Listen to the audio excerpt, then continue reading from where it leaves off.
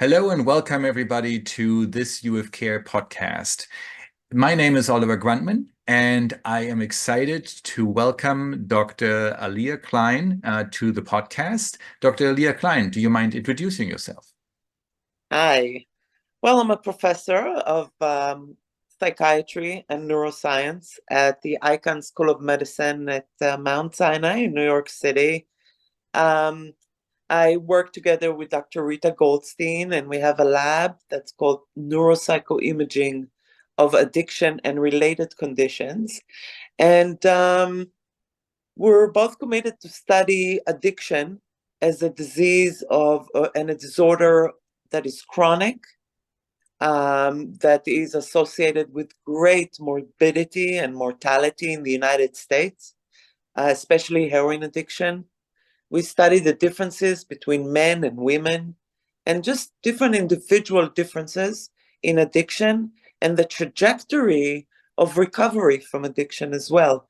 We use tools such as neuroimaging, so ability to image the brain while people are engaged in tasks that are related to their disease. And so we can see how the brain is responding while a person is addicted, but perhaps more importantly, while a person is receiving treatment.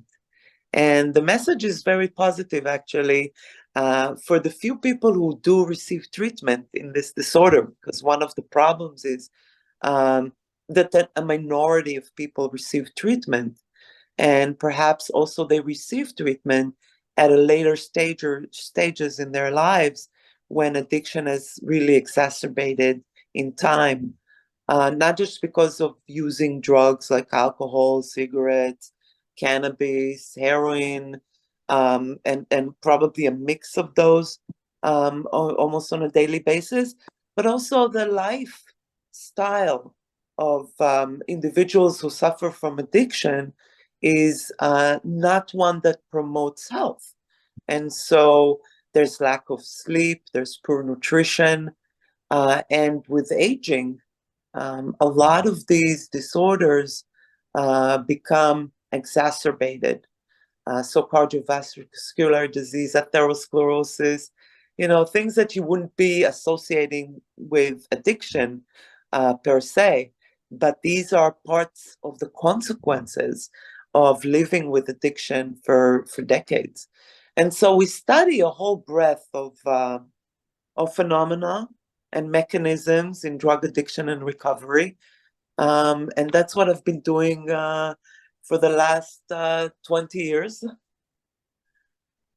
That's amazing. I some of what you mentioned, and I appreciate that you kind of got us right into what you're doing and what you have been doing for so many years. It's interesting because when you just look at an addict or somebody who has a substance use disorder, you already mentioned kind of this is a chronic disease. It's something that people have been living with sometimes for more than half their life, for 20 years, for decades.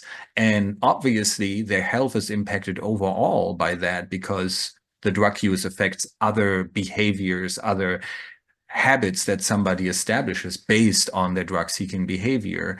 And so when you talk about neuroimaging, um, do you see particular areas of the brain or particular pathways that are impacted both by acute drug use, chronic drug use, and then what you see during rehabilitation or during treatment? Yeah, we see that. And there are many papers that are out, by our lab that describe many different aspects of addiction and recovery and recovering in brain circuits, recovery in the brain's neuroanatomical connectivity, so white matter and gray matter, but also in people's reports, reduction in cravings, for example.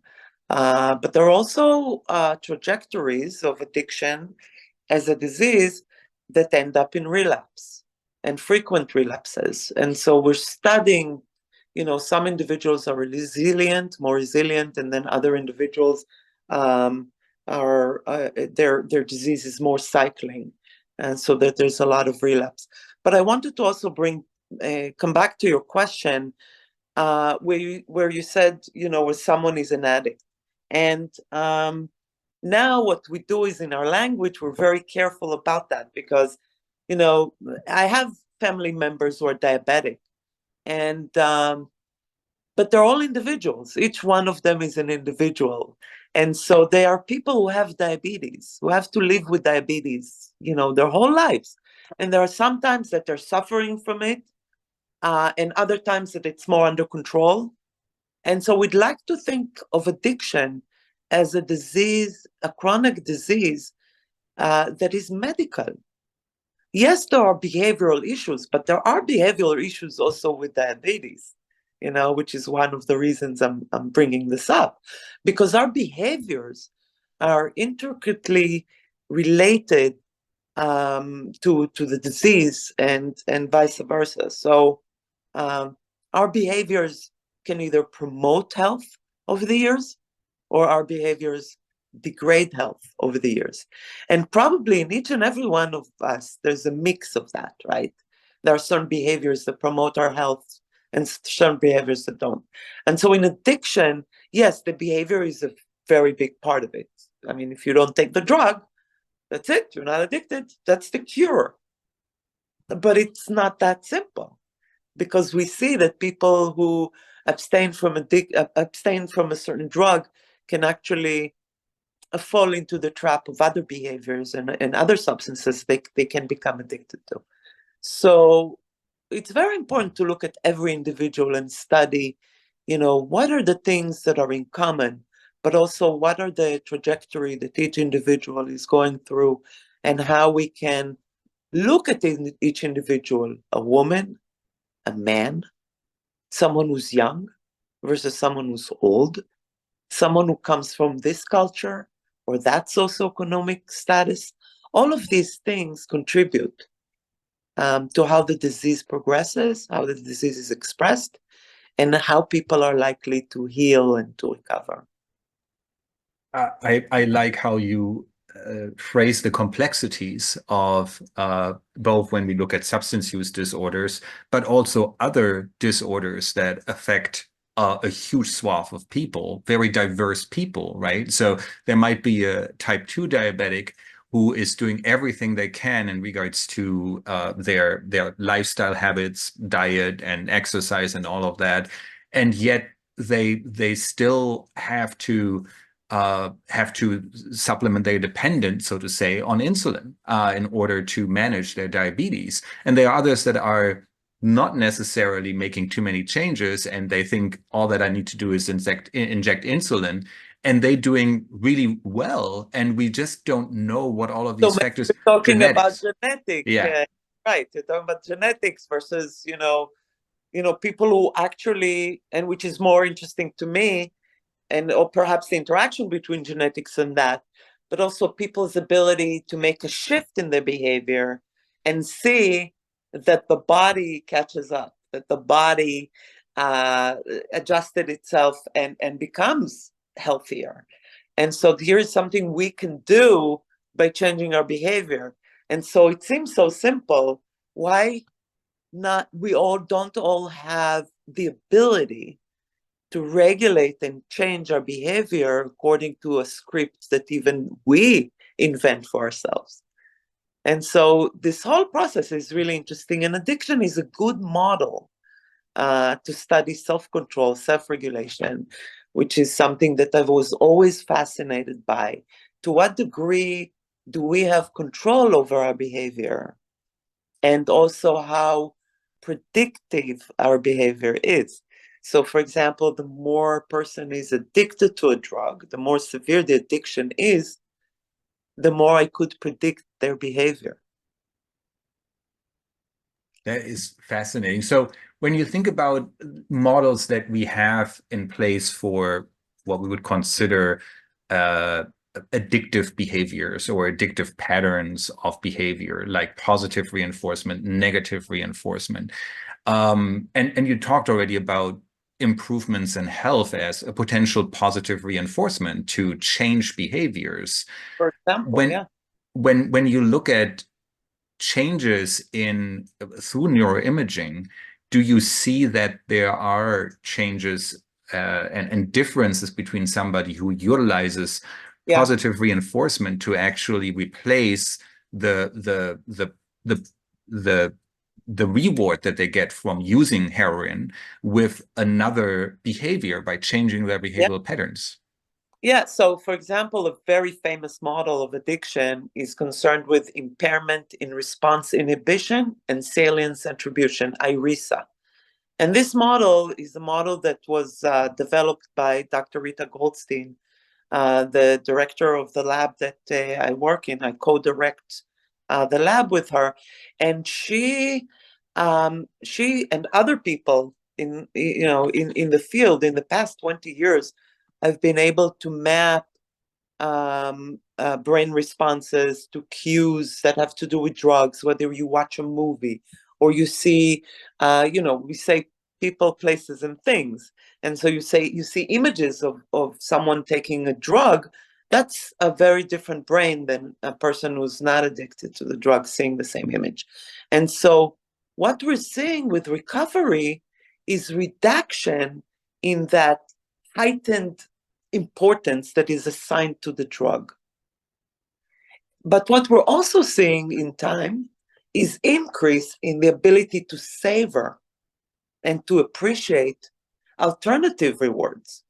So we all have this profile of rewards, of things that we like to engage in. We like to go visit our family in Thanksgiving. I mean, it's not all reward, but maybe it's not a good example.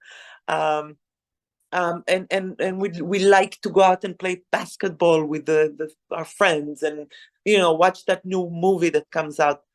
But when addiction becomes exacerbated at times that the addicted person is very addicted and is relapsing, it's very difficult for them to enjoy these simple things. They don't want to engage in anything that is not the drug. So the ability to distance yourself from your reactivity to the drug over time becomes better and better. And we see that in brain and we see it in behavior. And so we take that brain marker that we see that is different in the same person over time as they recover, but we also correlate that with their actual report of reduction in craving, etc. And it's not true for all, of course, because you have individuals who relapse and you have other trajectories that, I could discuss all the different trajectories, but it is important to see, and this is a message that we always like to also reach out to the rehabilitation facilities and actually tell them about it, tell people with addiction that in time we see changes in their brain, changes for the better.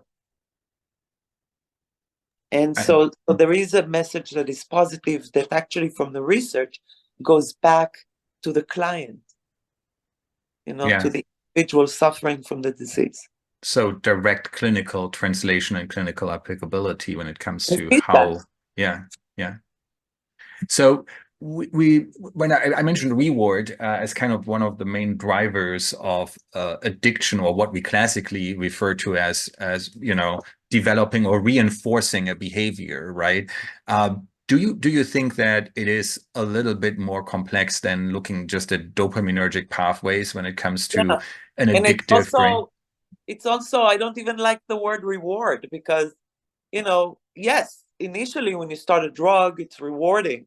But later on, the reward is not the word, really. I'd like to call it a stain or an imprint of sorts. And so that stain over time, when you abstain, becomes, less. And so it's or that imprint becomes less salient in time. And so I really like to think about it like that, rather than think about it as a reward, because it's not doing justice to the people who suffer from addiction, who keep taking this substance even though it's no longer rewarding for them. That is And that. so what I'm saying now is not only dopaminergic, Yeah, obviously. yeah, yeah, Okay. And so, yes, dopamine has been studied over a long period of time, has been modeled. We know a lot about dopamine, but it doesn't mean that it's the only story. We know it's not the only story. It's just a story that's been studied a lot. And so we have a lot of knowledge. And of course, it's a key mechanism in addiction, absolutely. yeah. So I'm not saying just because we're studying it, but because it really is important. But definitely the picture is more complex. We know that by now. So, in regards to the research you are doing right now, how do you think? I mean, you already pointed to that it impacts basically treatment and potentially prevention of relapse if you can shift an individual away from behaviors that are detrimental or drug reinforcing to other, and basically reducing the stain or the imprint that has been developed over such a long time. Where do you see your research in the next 5 or 10 years? Where do you see opportunities for your research to impact the field of addiction or substance use disorder? Okay, I'm a member on the board of directors of Samaritan Daytop Village. It's homeless and drug rehabilitation facilities all over New York City, state of New York. And yeah, I sit on the board of directors. I try to represent the interest of people with addiction, on a voluntary basis. Um, and I try to make sure that the research that we do goes back to the organization and feeds back to the organization, and help them deal with their, daily real struggles. And I'm talking about the struggle of the organization that has, more than 1,600 people working in the organization, and perhaps about 30,000 people getting services in the organization. So, and it's funded by the state and city of New York and some federal funding. And so, having both interests, the interest of research and the interest of the good for the people, if you will, or the good, making good for the disease, is always on the balance for me, always like that. And at some point, I'd like to be able to bring them together and have this type of research that we do impact the facilities and impact the treatments that the people receive in the facilities. And we're not there yet, but we will be. And so, in terms of future research, Rita Goldstein and I are very interested in stimulation studies. And so we know that there's an impairment in the prefrontal cortex in addiction and other disorders of self-control. And that's a big impediment for the ability to abstain from drugs, impulsive behavior, etc. And so there are ways now to supplement, to fortify, to enhance the prefrontal cortex of people with addiction. The effects that we find are not groundbreaking. So definitely we need other tools. So that, in other words, people with heroin addiction, for example, they receive medical treatment, okay? And they receive medical treatment on a regular basis. But that medical treatment not necessarily helping them making good decisions, and so you have the treatment there that helps you um, be off the drugs for a while, but then you need help getting a job and you need help finding housing to prevent the next stress, to prevent the next relapse. And so that's where the prefrontal cortex is very important, and we try to we have several protocols. Dr. Goldstein is PI on these protocols where we stimulate the brain, the prefrontal cortex. There are also medications that can fortify the ability to concentrate and things like that. So we're very attached to that approach, but also to the approach of looking at individuals. So if you have people going into a rehabilitation center at some point, and you have 50 people like that, some of them are men, some are women, some have children outside, some are mandated by court. So it's different individuals with different traits, different obligations in life, and different skill sets that they came with. So different education, different intelligence, etc. And so how do you, as a person who's interested in treatment and ameliorating the disease, treat each individual, with their own weaknesses and strengths? And that's where science needs to go. And we have the ability, computationally, we have the ability more than ever before, because we have machine learning tools, and the capacity of our computers are better than ever, and modeling and AI. All of these tools could be used to ultimately understand addiction better and other diseases that are complex, and to ameliorate the problem in the future.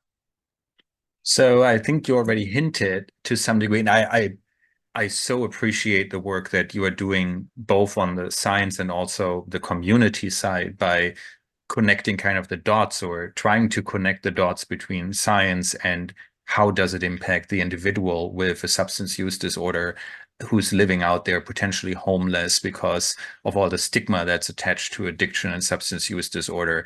And I think that might also be potentially where the current challenge lies, right? That how do we actually reach these people? How can you speak a little bit about that, where you see the challenges that you see directly in the community as you sit on the board of this organization?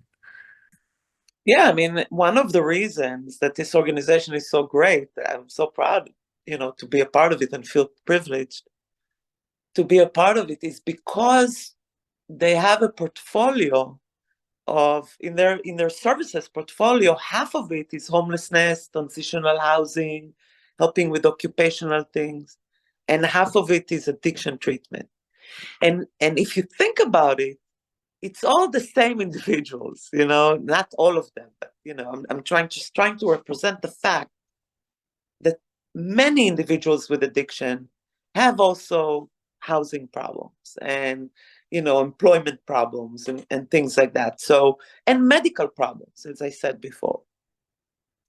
And so how every person that goes there needs to essentially get services that are wraparound services. We call it 360. And so it started with Obama's time, when things were rational, more rational. And his policies pushed us and helped us promote that, the ability to have a person come in, whether they came in because they're homeless, and maybe they need also some drug abuse or mental health services, or they came in because they're addicted, but we find that after they're abstained and they're ready to go, where are they going to go? And if they have nowhere to go, they'll be in the street, and guess what will happen? They'll come back to us. And so we've learned to sort of anticipate the services needed and wrap them around the person. And that's, I think, a very important part of also the ability of their brains to rehabilitate. I think that's fascinating, and I think this kind of more holistic approach to looking at the individual, their needs, and not only treating the disease. Sometimes in medicine we look at it from a point of view of, oh, there's a diabetic patient on, and we're only looking at diabetes instead of, all of the other components. And the same goes here as well. How do we actually treat the person as a whole? And I think mental health in particular plays into almost all of this, right? When I think about, if somebody is depressed or has an anxiety disorder, they are probably at greater risk of turning to some unhealthy behavior in order to compensate for that. And similarly, I mean, if you're homeless, that's already kind of predisposing you to suffering from depression, because it's obviously not where anybody wants to be, right? So That fascinating. more than 60% of people who are homeless in Manhattan, as far as I know, or perhaps less than 60%, but a really high percentage have psychotic disorders. And that might not even be appropriately treated at the time that they come to you, right? Sometimes, yeah, depends. It Yeah. depends where it came from in this rabbit hole that we call treatment. Yeah. That Yeah. that is not very organized. Yeah, at the moment. Yeah. So fascinating. We could probably talk for a long time, Dr. Alia-Klein, but I really appreciate you giving us some insights into not only what you are specifically doing, but also the greater impact that it has, from neuroimaging to kind of how do we look at the individual patient, and how can we provide them with better care. I'm really excited to look for new research that comes out of your lab, and thank you for spending today with me and sharing your knowledge and your expertise with us. Thank you for having me. It was very nice speaking to you. Thank you, and thank you all for listening, and have a wonderful day, and see you at the next Youth Care podcast.